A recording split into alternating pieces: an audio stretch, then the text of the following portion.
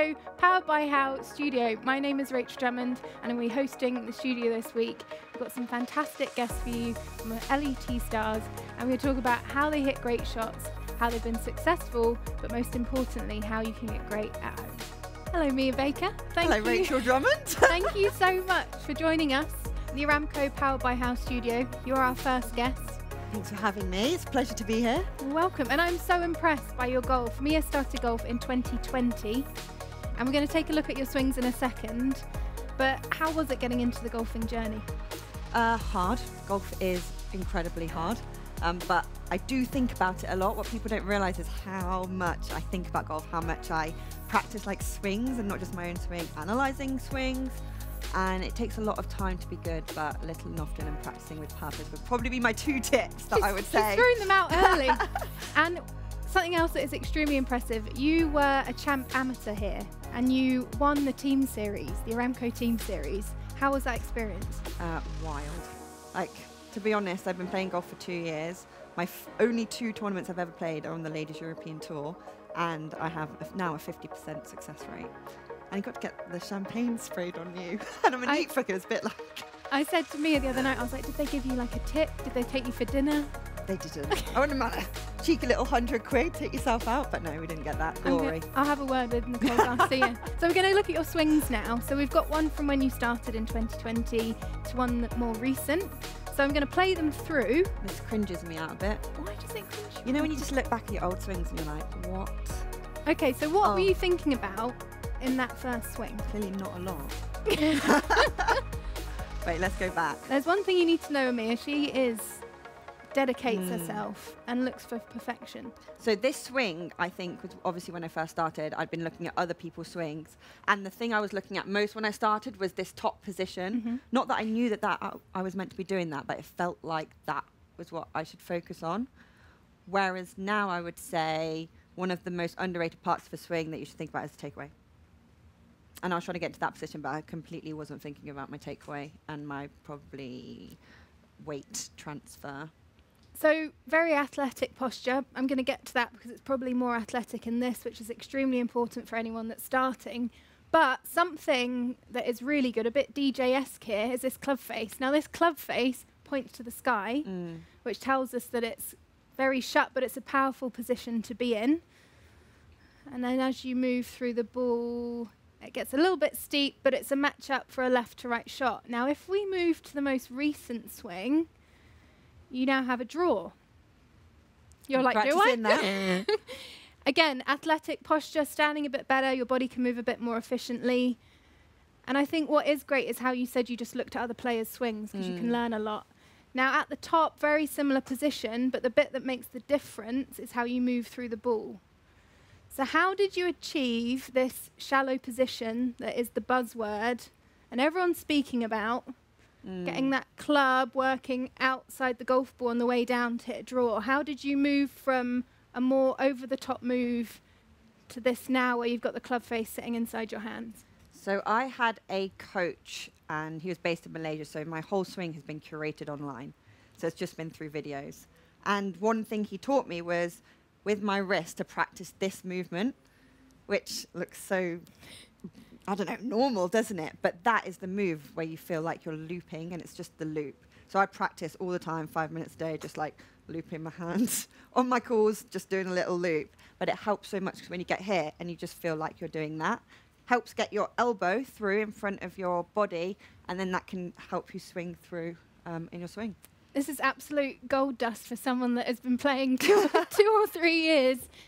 And also back to posture. Yeah, so really in the first video, we see that you're more over the golf ball. Oh, that's the circle. You're more over the golf ball compared to this one where you're a little bit taller.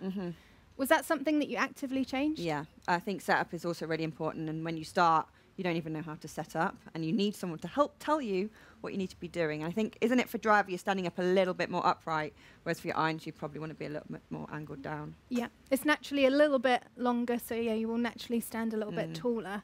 Now, we've seen all of these. Yeah. We're going to get you to hit one now. Good. The bag's just behind you. Take your pick on golf club. I'm going to take an 8-iron here. I just love to practice with an 8-iron. And you and I have worked on some things over the past 24 hours.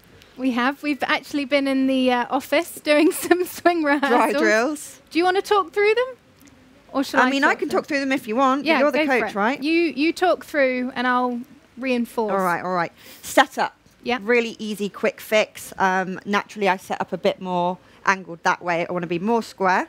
So you want to be seeing slightly more of this arm, correct? Yeah. So the reason for that is she wants to hit a draw shot shape. So if she gets too open with her shoulders, that's a fade feel swinging over the top. Yeah. So we need to get those shoulders square. Easy wins. I always look for those when I'm coaching.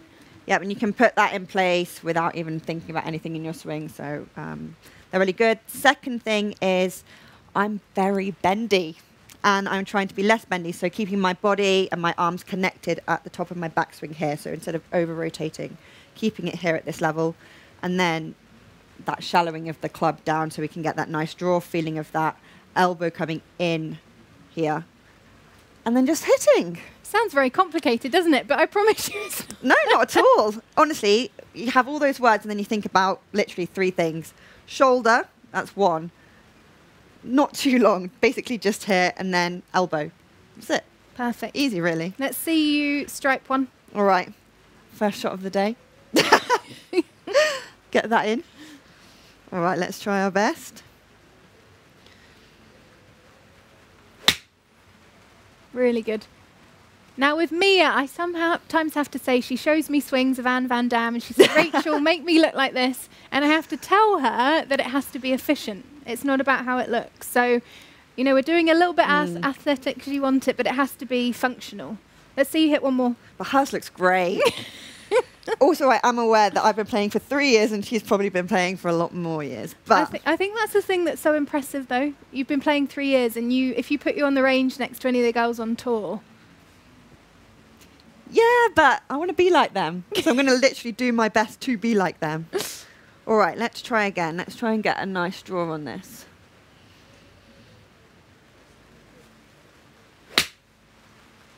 Really good. And should we watch that on the replay with the swing catalyst? Again, posture set up, very athletic. You're not as over as you used to be. Here we go. Takeaway's lovely. Right, if we stop it at the top.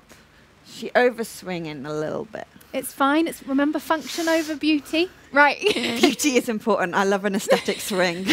This is aesthetically pleasing. So you mentioned about this top position.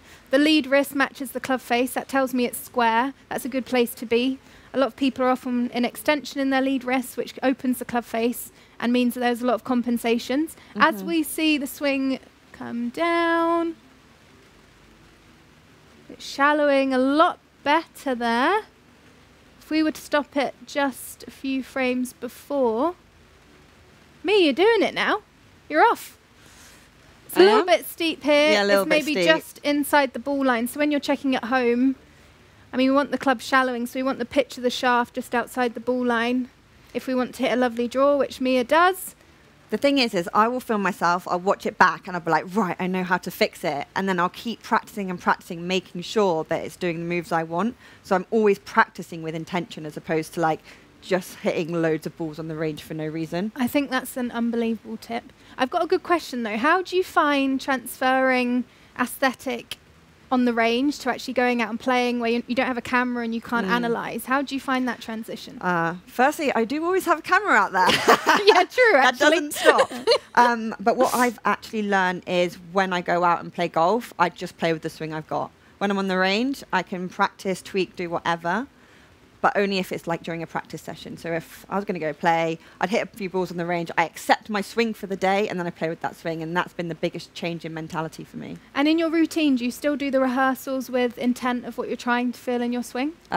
No. Not when I'm out on the course, because I'm like, at the end of the day, Let it it's go. going to get in my head, and if I'm not doing it, I'm going to be annoyed at my shot. I'm going to be holding the club too tight, and it always messes up when I hold the club too tight, so I just got to be chilled. There's some good golden nuggets in there, Mia. Should we see you hit one more? Okay, let's do this better.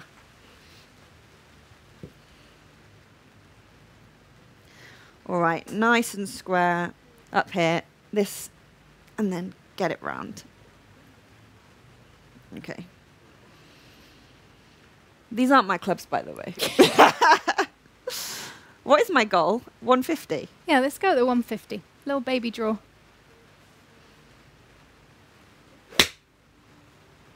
That'll do. That was perfect for the 150, hey?